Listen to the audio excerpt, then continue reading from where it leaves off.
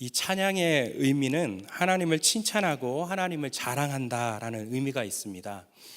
할렐루야의 어근인 할랄은 큰 소리로 자랑한다라는 뜻을 갖죠. 그래서 우리가 찬양한다는 것은 오직 하나님만을 자랑하고 높여드린다라는 의미가 있습니다.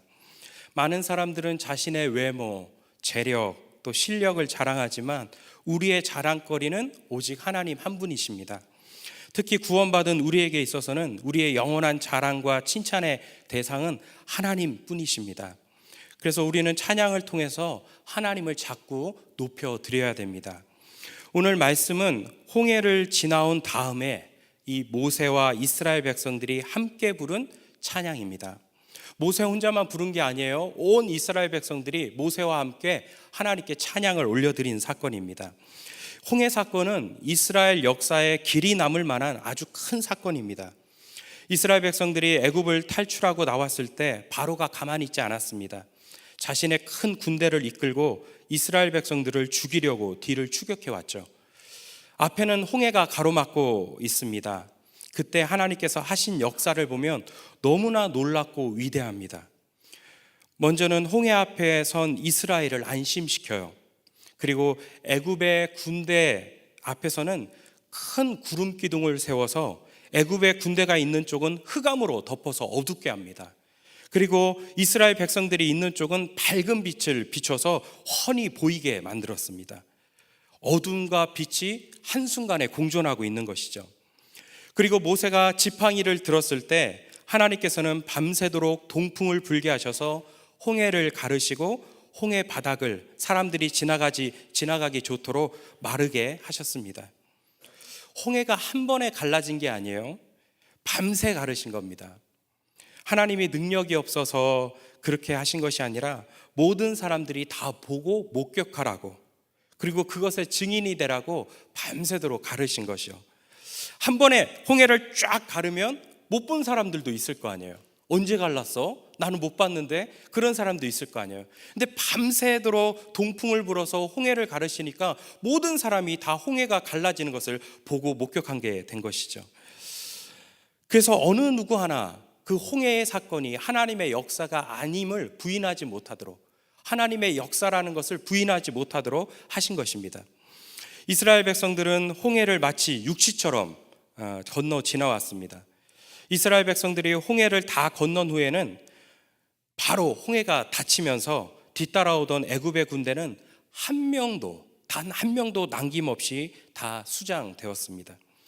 학자들의 연구에 의하면 이후에 애굽은 17년 내지 23년 동안 홍해 근처에는 얼씬도 하지 않았다고 그래요. 그만큼 애굽이 받았던 충격과 공포가 심했다라는 것을 말해줍니다. 이제는 더 이상 이스라엘 백성들을 추격하는, 그리고 이스라엘 백성들을 위협하는 세력은 없게 된 것입니다. 이 위대한 역사를 보고 모세와 이스라엘 백성들이 한 것은 하나님을 찬양한 것입니다. 사도 바울은 이 홍해 사건은 바로 우리 믿는 자의 세례와 같다라고 말씀하고 있습니다. 우리가 예수님을 믿고 세례받을 때 우리 안에 있는 모든 애굽의 죄의 세력들, 나의 옛 자아는 다 죽고 예수님과 함께 새 삶이 시작되는 것이다, 이렇게 말하고 있는 거죠. 이렇게 우리가 세례받고 구원받았다면 그때부터 우리가 해야 될 일은 무엇입니까? 바로 찬양입니다. 요한계시록에 보면 주의 백성들이 언제부터 찬양하기 시작합니까? 땅에서 속량함을 입은 그때부터 찬양하기 시작했다, 이렇게 말하고 있습니다. 구원받은 순간부터 찬양이 터져 나와야 돼요. 영이 어두울 때는, 하나님을 알지 못했을 때는 찬양이 없어요. 그렇지만 우리가 구원받는 순간부터, 우리 영이 사는 순간부터 하나님을 찬양해야 되는 것입니다. 또한 이 홍해 사건은 우리 구원이 완전함을 보여줍니다. 여러분, 이스라엘 백성들이 홍해를 건너고 난 다음부터 더 이상 이스라엘을 위협하는 세력들이 없어지는 거예요. 이스라엘을 뒤쫓아오면서 추격하는 세력들은 이제 단 한 명도 남아있지 않습니다. 이스라엘의 구원을 흔들 세력은 한 명도 없는 것이죠. 여러분, 이렇듯이 우리가 받은 구원은 불완전한 구원이 아닙니다. 영원한 승리를 우리에게 주신 사건이고, 우리가 받은 구원은 완전한 구원임을 보여주고 있는 것입니다. 몇 년 전 미국의 어떤 한인교회에서 설문조사를 했다고 그래요. 그 항목에 이런 질문이 있었다고 합니다. 당신은 몇 퍼센트 구원을 받았다고 생각하십니까? 1번 100%, 2번 80%, 3번 50%, 4번 30%. 여러분 몇 번이죠? 몇 번이요? 예, 1번이죠. 근데 많은 사람들이요, 그 아주 큰 대형 한인교회인데 많은 사람들이 2번 아니면 3번에다가 체크를 했다는 거예요. 80%, 그러니까 100% 받으면 교만하다고 생각하니까 그냥 겸손하게 80%만 해야 되겠다. 80%. 어떤 사람은 내가 구원은 받았는데 뭔가 좀 이상하게 내 삶이 완전하지 못하니까 그러니까 50% 정도에만 치자 하면서 2번 아니면 3번에다가 체크를 했다는 거죠. 여러분, 우리가 구원받았다는 것을요, 예수님과 결혼했다라고 표현을 합니다. 우리는 다 누구죠? 예수님의 신부입니다. 그렇다면 우리는 다 유부녀죠. 여러분, 유부녀가 반만 유부녀 있습니까? 80%만 유부녀, 50%만 유부녀, 그런 유부녀 있나요? 유부녀는 뭐예요? 그냥 유부녀예요. 그냥 100% 유부녀예요. 반만 유부녀 없습니다. 우리가 구원받은 건 다 예수님의 신부된 거잖아요. 그렇다면 우리 구원은 완전한 구원이에요. 100% 구원이라는 거죠. 우리가 이것을 알아야 돼요. 홍해 사건은 바로 이것을 보여주고 있다라는 것입니다. 이렇게 온전한 완전한 구원을 받은 우리라면 우리가 해야 될 것이 무엇입니까? 하나님을 찬양해야 되는 거예요. 하나님을 칭찬해 드려야 돼요. 그리고 이 찬양을 통해서 하나님을 자랑해야 됩니다. 오늘 말씀에는 모세의 노래가 나오는데요, 이 모세의 노래를 보면서 우리가 알고 배워야 될 찬양의 속성이 몇 가지가 있습니다. 먼저는 이 모세와 이스라엘 백성들이 부른 이 찬양은, 이 노래는 감사의 노래였다라는 것입니다. 2절 말씀에 보면 여호와는 나의 힘이요 노래시며 나의 구원이시로다. 그는 나의 하나님이시니 내가 그를 찬송할 것이요 내 아비의 하나님이시니 내가 그를 높이리로다. 앞에는 홍해였어요. 뒤에는 바로의 군대가 쳐들어오는 상황 가운데 이제는 다 죽었다라고 생각할 때 하나님께서 기적같이 홍해를 가르셨습니다. 그리고 이스라엘 백성들을 안전하게 인도해 주셨어요. 이것은 전적으로 인간의 힘이 아니에요. 인간의 능력으로는 도저히 이룰 수 없는 사건인 거죠. 전적인 하나님의 도움이었고 하나님의 구원의 역사였습니다. 그 모세가 이것을 안 거예요. 자신들이 구원받은 것은 전적인 하나님의 은혜와 도움이었다는 것을 모세가 지금 그것을 고백하고 있다라는 것입니다. 그러면서 죽음이라는 절대적인 절망 속에 있을 때 구원의 역사를 베풀어 주신 하나님께 감사의 찬양을 드린 것입니다. 여러분, 우리의 구원이 바로 이런 것입니다. 나는 아무 공로 없지만 하나님의 전적인 은혜로 말미암아 우리가 구원받은 것이죠. 사람들이 자기 힘으로 무엇인가를 이루었다라고 생각하면 감사할 이유가 없어요. 하지만 자격도 없고 능력도 없는 상태에서 구원받았다고 한다면 우리는 당연히 우리 마음속에 감사가 넘쳐나야 되고 감사 찬양이 풍성해야 됩니다.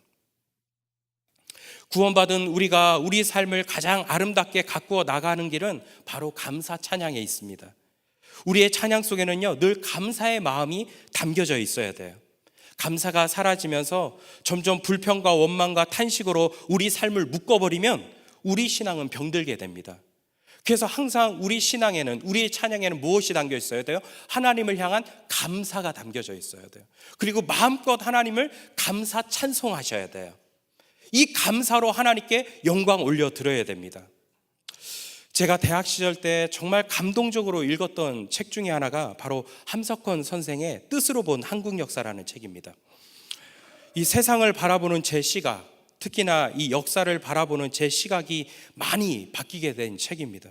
정말 제가 감동적으로 읽었던 책이거든요. 원래는 성서적 입장에서 본 조선 역사라는 제목으로 연재한 글을 모아서 책으로 엮은 것이죠.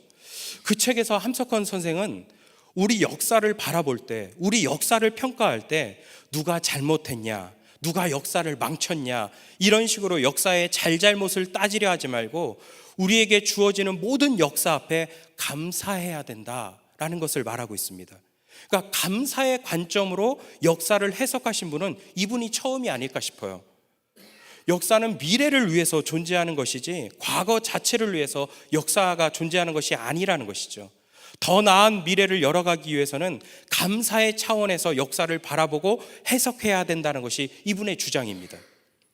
이 감사가 없으면 과거에 묶여서 현실을 살아가기 때문에 더 나은 미래를 열어갈 수 없다라는 것입니다.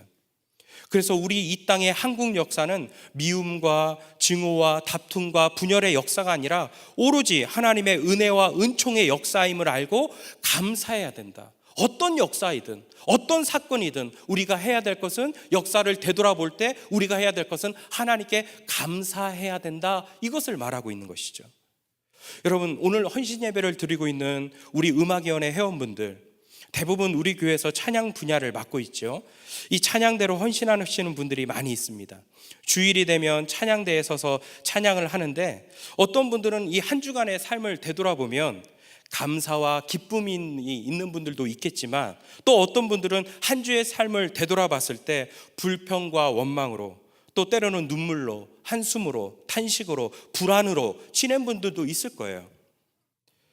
근데 찬양을 준비하고 그 찬양을 드리는 그 순간만큼은 모든 눈물과 탄식을 어떻게 해요?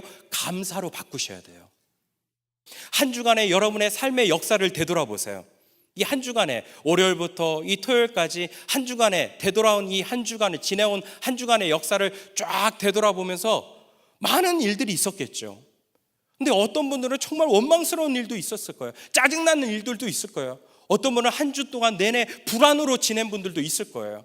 그렇지만 찬양을 연습하고 찬양을 준비하고 찬양대에 서서 찬양하는 그 순간만큼은 지나온 내 모든 과거를, 내 지나온 모든 역사를 어떻게 해요? 감사로 바꿔야 된다는 거예요. 그리고 그 감사의 마음을 모아서 하나님께 감사 찬양을 올려드려야 된다는 것입니다. 여러분, 어떤 목사님은 이렇게도 말씀하세요. 이 사탄이 교회에서 목사님 다음으로 공격하는 사람들이 있다면 찬양 대원들일 것이다, 이렇게 말한 분들도 있습니다. 왜냐하면 찬양에는 놀라운 능력이 있거든요. 사탄은요, 찬양에 예민해요. 자신이 찬양 담당자였기 때문에, 천국에서 찬양 담당자였잖아요. 그러다 교만해서 이 땅에 떨어진 게 사탄이잖아요. 그렇기 때문에 이 땅에서 어느 누가 하나님을 찬양한다고 하면 상당히 예민한 게 사탄입니다. 그래서 사탄 마귀는 지금도 하나님의 백성들이 부르는 보혈의 찬양을 너무나도 두려워하고 너무나도 싫어해서 찬양자들을 공격해요. 여러분, 그래서 우리 찬양 대원들은요, 항상 기도하며 깨어 있어야 됩니다. 이 최선의 방어가 공격이듯이 마귀가 우리를 공격하면 공격할수록 우리 찬양 대원들은 어떻게 해야 돼요? 이 마귀의 공세를 꺾기 위해서라도 열심히 하나님을 찬양해야 돼요. 더욱 힘차게 하나님을 찬양해야 됩니다. 특히나 불평하고 원망이 있을 때, 이거는 도저히 내가 봐도 불평이 나올 수밖에 없는 상황이에요. 원망이 나올 수밖에 없는 상황인 거죠. 그럴 때 오히려 감사 찬양하면 마귀가 두려워 떱니다. 답답하고 짜증나고 분노가 치밀어 오를 때 오히려 그 감정들을 누르고 하나님을 향해서 감사 찬양을 올려드리면 영적인 판도가 바뀌는 거예요. 영적인 분위기가 바뀌어지는 것이죠. 찬양은요, 영적 전쟁에서 판세를 바꾸는 결정타 역할을 합니다. 우리가 이 험한 세상에 살면서 어둠의 권세와 맞서 싸우면서 승리하는 능력은 찬양밖에 없는 거예요. 여호사밧도 그랬잖아요. 그 큰 군대와 맞서 싸우면서 어떻게 해요? 찬양대를 선봉에 세워서 전쟁하잖아요. 그랬을 때 어떻게 해요? 찬양만 했을 때 모든 군대가 다 무찔러지는 거죠. 놀라운 승리를 맛본 것이죠. 그렇기 때문에 우리 찬양대원들은 이 찬양대에 서시면, 이 한 주의 역사, 어떤 시간이 지나왔든지 간에 그런 역사를, 모든 것을 다 감사로 해석하세요. 다 감사로 해석하셔야 돼요. 그리고 이 감사의 마음을 모아서 하나님을 마음껏 찬양해야 돼요. 그랬을 때 여러분의 삶이 더욱 아름답게 바뀌어질 것입니다. 또 여러분, 우리가 사역을 하면서 감사를 잃어버린 이유가 무엇이냐면, 늘 똑같이 반복되는 일상적인 사역이라는 생각 때문에, 그 생각에 매몰되면서 소위 말하는 매너리즘에 빠져서 감사를 잃어버리기도 합니다. 이 찬양대 사역을 하면서 연습하고 또 찬양대에 서고 또 다음 주 준비하는 모든 사역들이 늘 반복되잖아요. 일주일이면 계속 반복되는 일상적인 사역들이잖아요. 그러다 보면요, 늘 반복되는 건데, 늘 하던 건데, 그러면서 감사하고 즐겁고 그 시간을 소중히 여기고 기쁨으로, 즐거움으로, 새로움으로, 감사함으로 그 찬양대 사역에 임해야 되는데, 늘 반복적이라는 사역 때문에 그런 생각에 매몰되면서 이 시간을 너무 가볍게 생각하는 거죠. 감사하는 마음도 잃어버리고 즐거움과 기쁨도 잃어버리면서 그저 무덤덤하게 찬양대 사역을 감당하는 거죠. 그럴 때 여러분, 우리는 찬양의 능력을 조금씩 잃어버리게 될 것입니다. 여러분, 제가 프로야구를 아주 좋아하거든요. 스포츠 중에 가장 좋아하는 게 야구입니다. 근데 요즘에 제가 좋아하는 팀은 아니지만 매년 하위권에 머물다가 올해 들어서 좀 상위권에 올라온 팀 하나가 있어요. LG 트윈스라는 팀인데 몇 주 전만 해도 뭐 연승을 달리다가 또 요즘에는 또 연패를 해갖고 분위기가 좀 안 좋기도 한데, 근데 어쨌든 그 LG 트윈스라는 팀이요, 이렇게 분위기가 좋아지고 팀 성적이 좋아진 이유 중에 하나가 선수 한 명을 영입했기 때문이라고 해요. 그 선수가 김현수라는 선수인데, 이 미국 메이저리그에서 선수 생활을 마치고 올해 이 LG 트윈스와 4년 계약에 115억 원을 계약을 했어요. 대형 계약을 맺었죠. 그리고 나서 이제 LG 트윈스라는 팀으로 들어갔는데, 이 선수 인터뷰 기사를 얼마 전에 제가 기사를 본 적이 있습니다. 근데 제가 그 기사를 보고요, 얼마나 도전을 받고 또 제가 회개했습니다. 제 이야기예요, 제 얘기. 너무 제가 회개를 했어요. 그 선수한테 이렇게 질문했어요. 이 메이저리그, 그 미국 야구와 한국 야구의 차이점이 무엇입니까? 라는 질문 앞에 이 김현수 선수가 이렇게 대답을 했더라고요. 이 메이저리그와 우리 한국 야구의 이 차이점은, 이 미국 선수들은 루틴 훈련에 대해서 아주 그 시간을 소중하게 생각하고 아주 귀하게 생각한다는 거예요. 그러니까 일상적으로 늘 반복되는 개인 훈련이 있잖아요. 그 개인 훈련 시간을 그렇게 소중하게, 그 시간만 오면 그렇게 즐겁게 감사함으로 막 음악도 들으면서 막 아주 즐겁게 그 시간을, 개인 훈련을, 그 루틴한 훈련을 소화해 낸다는 거죠. 어웨이 경기가 있어서 이동거리가 길어질 때 그 개인 훈련이 없어지게 되면 그렇게 사람들이 싫어한다는 거예요, 미국 야구 선수들이. 그래서 개인 훈련, 늘 반복되는 그 루틴한 훈련에서 그렇게 소중하게 생각하고 그 시간을 감사함으로, 즐거움으로 소중하게 그 훈련을 임한다는 거죠. 근데 한국에 와보니까 이 한국 선수들은 나이가 들고 고참 선수가 되면서부터 이 루틴한 이 훈련을 소홀하게 생각한다는 거예요. 늘 반복되는 훈련이니까, 늘 하는 훈련이니까, 빨리 하고 집에 가자, 빨리 이 시간 좀 끝났으면 좋겠다, 이런 식으로 생각한다는 거죠. 근데 이 김현수 선수가 그 LG 트윈스에 들어가고 후배 선수들을 데리고 이 교육부터 시킨 거예요. 야, 늘 반복되는, 늘 하는 이 개인 훈련이지만, 이 일상적인 훈련이지만 이 시간을 소중하게 생각해야 된다. 이 시간이 아주 값진 시간이다. 너 이 시간에 따라서 네 연봉이 달라진다 하면서 그 시간이 딱 다가오면 같이 음악도 들으면서 아주 즐겁게 기쁨으로 자신의 그 개인 훈련들을 한다는 거예요, 후배들이랑 같이. 그러다 보니까 선수들 개인 실력도 올라가고 팀 성적도 올라가게 되더라. 이 인터뷰 기사가 나왔습니다. 제가 그 기사를 보면서요, 저도 얼마나 회개했는지 몰라요. 그리고 제가 은혜를 받았어요, 그 기사 앞에.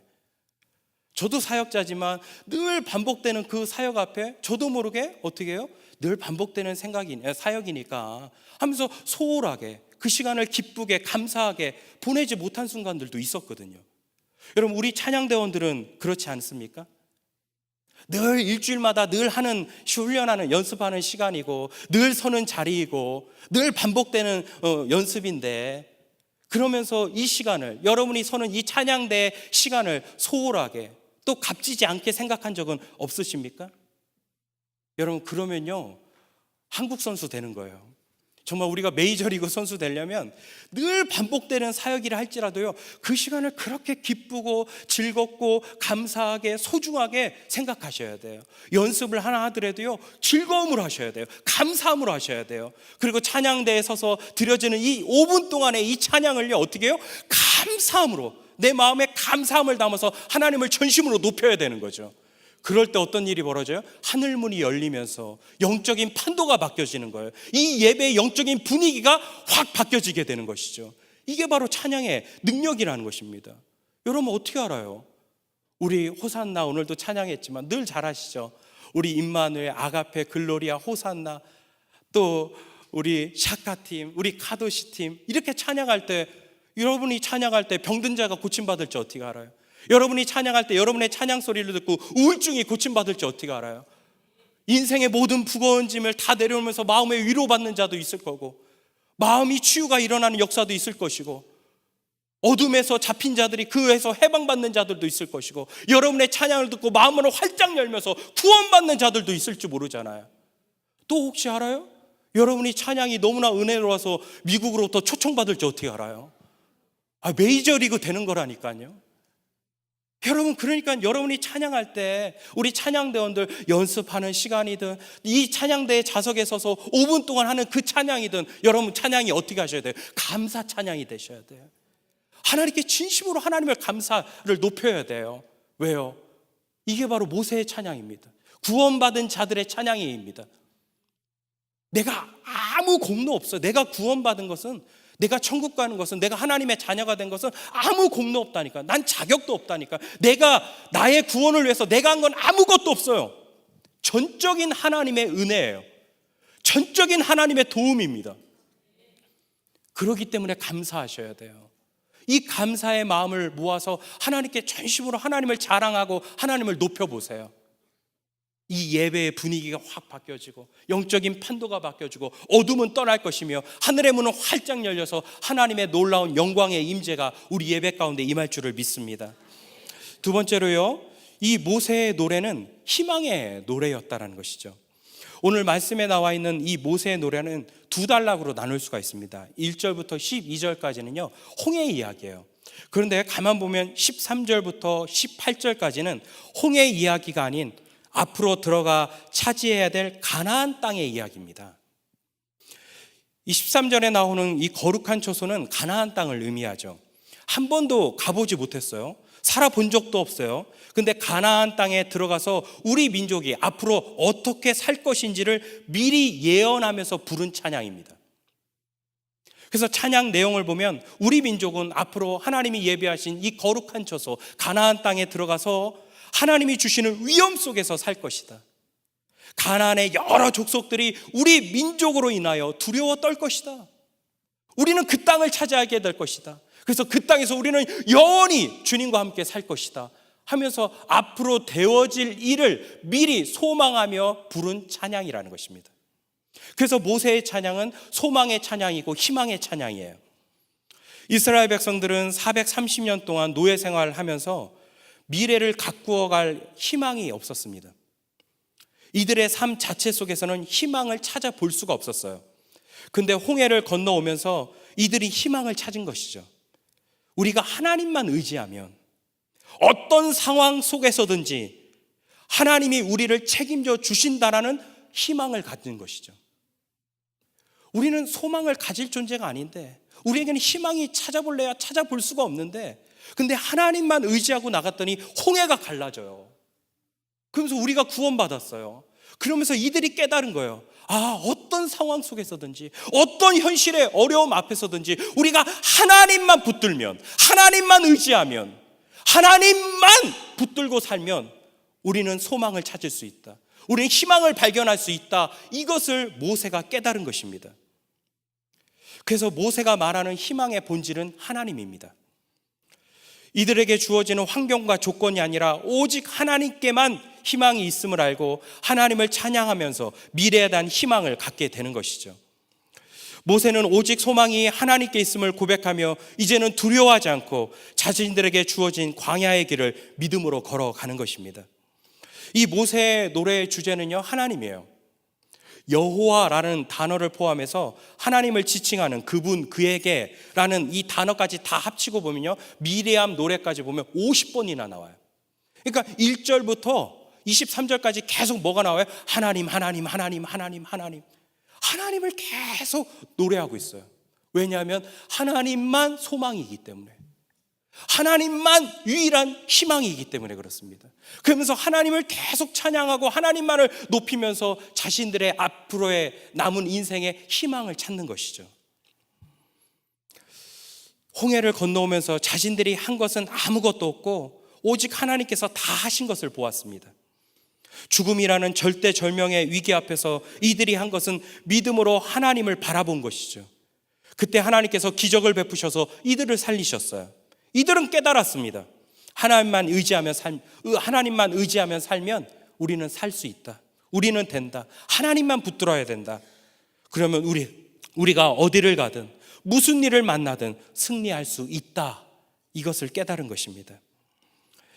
자신에게는 이 미래를 열어갈 힘이 없고 나에게 주어지는 환경 속에는 소망이 없지만 하나님이 함께 하시면 우리 미래는 열려진다라는 소망의 노래, 이것이 모세의 노래고 오늘 우리가 함께 불러야 될 우리의 찬양의 노래가 돼야 됩니다. 아까 제가 말씀드린 이 함석헌 선생의 뜻으로 본 한국 역사라는 책을 보면 해방 이후에, 우리가 일본으로부터 해방된 이후에 우리나라 현실을 묘사한 글이 있습니다. 함석헌 선생은 이 책에서 해방을 맞이한 이 땅은 미래에 대한 희망적인 요소는 아무것도 찾아볼 수 없었다라고 이야기합니다. 이 글을 잠시 제가 한번 읽어보면요, 이 나라의 정신적 파산, 사상의 빈곤, 해방이 되었다니 단군 기원이나 찾았지 그 밖의 것들은 모르는 나라, 한다는 소리가 캐캐 묵은 민족 지상, 국가 지상, 화랑도나 팔아먹으려는 지도자들, 꺼져가다 하나님이 특별히 생각하여 살아난 한글도 하마터면 망가뜨릴 뻔한 사람들, 종교인도 예수인도 교육인도 돈만 있으면 저마다 정치를 한다는 이 사회, 늙은 서재필로 하여금 50년 전과 조금도 달라진 것이 없다라고 슬픈 한숨을 쉬게 한 이 민족, 이 민족의 정신적 빈곤을 무엇으로 형용해야 할 것인가, 이러면서 탄식했습니다. 나라에는 힘이 다 말라버렸고 경제력도 없고 일본에게서 철저하게 착취당한 나라라면서 함석헌 선생이 탄식한 거죠. 우리나라가 60년 전만 해도 이랬다라는 것이죠. 하지만 우리 민족이 어떻게 해요? 하나님만 붙잡고 하나님만을 의지하며 나갔을 때, 하나님만을 소망으로 삼고 살았을 때 세계 무대에 우뚝 서게 되었고 기독교 역사상 찾아볼 수 없는 유례 없는 복음의 나라로 하나님께서 축복해 주셨습니다. 여러분, 요즘 현실이 만만치 않습니다. 많은 이들이요, 우리나라에 소망이 없다라고 이야기해요. 얼마 전 최근 한국 갤럽 조사에 보면 국민 10명 중 7명은 우리나라에서 희망을 갖고 살아가지 못하고 있다라고 대답했습니다. 특히 사회의 허리가 된다는 40대들이 대답한 거 보면 무려 76.6%가 이 땅에는 희망이 없다라고 대답했다는 거예요. 국민 중 3명 중 1명은요, 기회가 된다면 이 나라를 떠나고 싶다라고 답했다는 것입니다. 그래요. 요즘 사람들의 대답이 이렇습니다. 우리나라에서 이 젊은이들이, 우리 20대들이, 또 우리 30대들이 이 땅에서, 이 나라에서 희망을 찾을 수 없다라고 대답을 합니다. 하지만 여러분, 우리 믿는 자들은 달라야 돼요. 우리는 소망을 가져야 됩니다. 하나님이 살아 계시기 때문입니다. 우리가 살아가는 이 삶 속에 절망만 있다 할지라도 원래 소망은 우리 자신과 이 환경 속에서 나오는 게 아니에요. 하나님을 소망으로 삼고 살아갈 때 기적의 역사를 만들어낸 것이지 오늘날의 현실이, 상황이, 여건이 우리에게 희망을 주는 것이 아닙니다. 이 시대를 살아가는 우리 모두가 다시 한번 이 모세의 노래를 불러야 돼요. 그리고 절망의 현실을 희망의 현장으로 바꿔야 됩니다. 하나님을 소망으로 삼고 살아가는 사람들에게는 이 절망의 역사는 정복당하게 되어 있어요. 그래서 우리는 희망의 노래를 자꾸 불러야 되고, 희망의 노래는 하나님만을 높이고 그분께 찬양을 드리고 하나님을 우리의 자랑으로 삼고 그분을 칭찬해 드리는 거예요. 이것만 우리에게 주어지는 소망이에요. 여러분의 소망은 무엇입니까? 하나님밖에 없어요. 여러분의 가정이든 우리 사회든 우리가 해야 될 거는 하나님을 칭찬해 드리는 거예요. 하나님만을 높이는 거예요. 하나님을 자랑하는 거예요. 끊임없이 하나님을 찬양하는 거예요. 그 하나님을 찬양함을 통해서 우리는 소망을 발견해야 돼요. 이 절망의 현장을 희망의 현장으로 바꿔야 돼요. 절망의 역사를 정복하며 나가야 됩니다. 이게 가능해요. 하나님만을 높일 때, 우리가 희망의 노래를 자꾸만 부를 때 이것이 가능할 줄을 믿습니다. 김진호 목사님의 새벽을 깨우리로다라는 책이 있어요. 그 책에 보면 이 김진호 목사님 1970년대 청계천 난민들을 돌보면서 사역하셨죠. 그 책 읽다 보면 여러분 많은 분들이 그 책 읽어보셨을 거라고 알고 있어요. 그 책 읽다 보면 아주 정말 인상 깊은 한 장면이 있잖아요. 훈이 엄마라는 아줌마, 말기암 걸려서 너무 고통 가운데 있는데 이 김진호 목사님 보다 못해갖고 그 훈이 엄마 등에 업쳐매고 돈은 없으니까 기독교 병원에 가면 그래도 고쳐주지 않을까 싶어서 기독병원 여기 우리 중앙교 옆에 이대병원이 있었잖아요. 그때 이대병원 찾아갔다 하잖아요. 그래도 안 된다고, 내가 전도사인데 내가 꼭 돈 있으면 다시 갚을 테니까 이 아줌마 좀 치료해달라고. 안 된다고. 그리고 그 아줌마 들쳐먹고 그럼 세브란스라도 가보자, 거기서는 고쳐주겠지. 그렇게 찾아갔더니 어떻게 해요? 또 안 된다고. 그래서 그 아주머니 등에 업쳐매고 걸어오는데 갑자기 어느 순간부터 등에 있던 아주머니가 이렇게 축 처지더라는 거죠. 그러면서 김진호 목사님이 이렇게 이야기하는 거예요. 아이고 훈이 엄마, 사람이 말이야 같이 힘을 줘야 없는 사람이 편하지. 그렇게 축 처지면 없는 사람이 얼마나 힘이 들겠어 하면서 이렇게 뒤를 보니까 어떻게 해요? 그 아줌마 몸이 이상해요. 완전히 축 처지는 거예요. 봤더니 자기 등에서 죽어 있었던 거죠. 자기 등에서 죽어 있는 그 훈이 엄마 거리에다가 딱 뉘어놓은 상태로요, 이 목사님이 뭐라고 해요? 눈에 핏발이 서면서 이렇게 외쳤다고 그러잖아요. 돈 없고 힘없는 사람들 이렇게 억울하게 죽어도 되냐고. 이놈의 세상 다 불타 없어번지라. 이놈의 세상 다 망해번지라. 이놈의 세상 다 없어번지라 하면서 세상을 원망했다잖아요. 다 예수 믿어도 소용없다고. 주님이 있으면 뭐하냐고. 살려줘야 될 거 아니냐고. 이렇게 원망했대잖아요. 그랬을 때 이 김진옥 목사님 가슴속에 잠잠하게 하나님의 음성이 들려지는 거예요. 김진옥 전도사야, 이 세상에서 소망을 찾으면 안 된다고. 이 세상엔 소망이 없다고. 오직 소망은 하나님께 있다고. 하나님 의지하고 믿음으로 새벽을 깨워야 된다. 이런 음성을 김진호 목사님에게 들려줬다라는 거죠. 이때 이 김진호 목사님이 깨달은 게 뭐예요? 아, 그래, 이 세상은 소망이 없다고. 이 세상에서는 우리가 찾아야 될 소망은 하나도 없다고. 우리의 소망은 오직 하나님 한 분뿐이라는 것을 이분이 절실히 깨달은 거예요. 여러분, 우리의 소망이 어디 있습니까? 여러분의 소망이 어디 있나요? 하나님 한 분밖에 없음을 여러분 믿으시길 바랍니다. 예수님은요 이렇게 말씀하셨어요. 문을 두드리라고, 벽을 두드리라고 안 했거든요.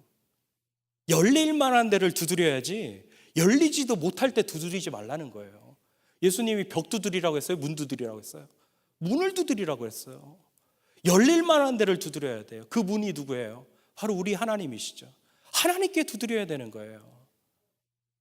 서울여대 장경철 목사님 얼마 전에 제가 설교 들어오면 아주 재밌는 이야기 하시더라고요. 어느 집안에 형제 둘이가 있는데 맨날 치고받고 싸우는 거예요. 어느 날 형이요, 동생이 맛있는 거 이렇게 먹고 있는데 동생 것을 딱 뺏어다 자기가 먹어버린 거죠.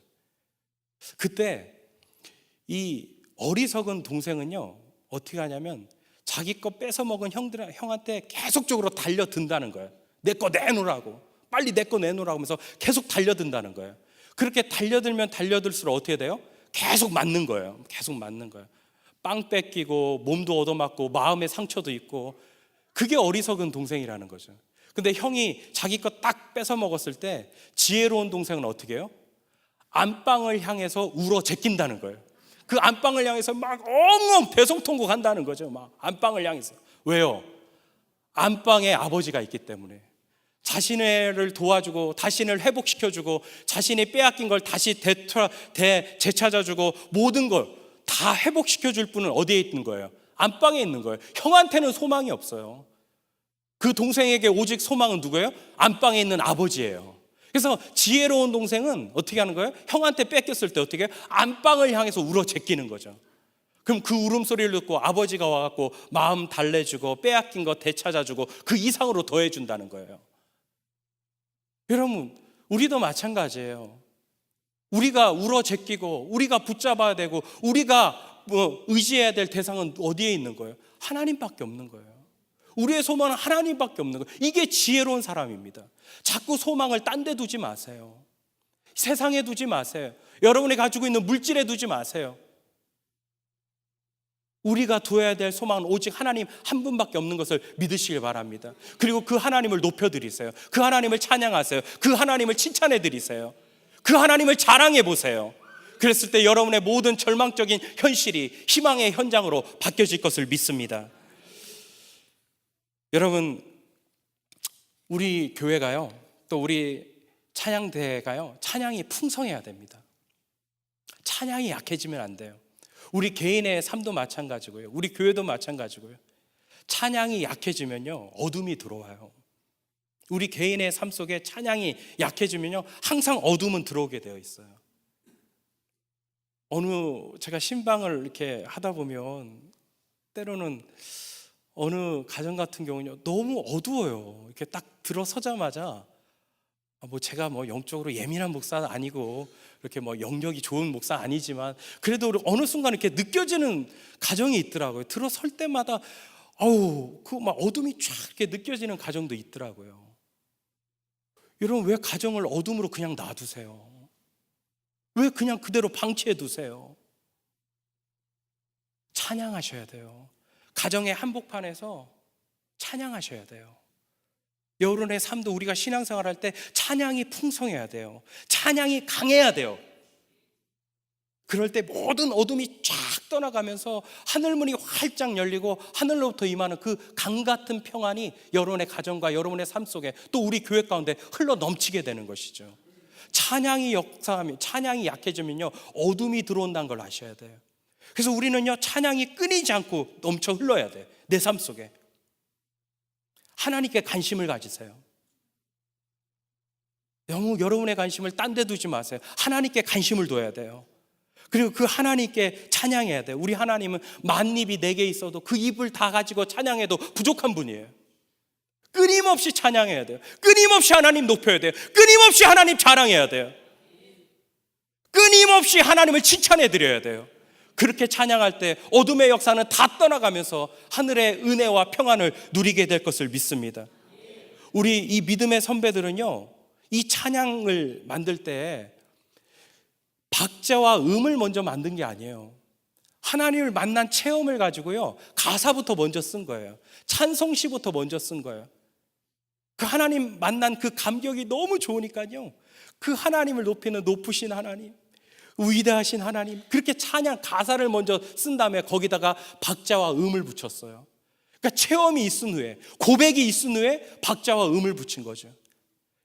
여러분 찬양할 때 여러분의 마음을 모으세요. 오늘 말씀처럼 어떻게 해요? 감사를 모으셔야 돼요. 그리고 하나님께 소망을 두셔야 돼요. 그리고 여러분의 마음을 활짝 열고 그 하나님만을 나의 소망이 되시고 나의 감사의 대상이 되신 그 하나님을 마음껏 한번 찬양해 보십시오.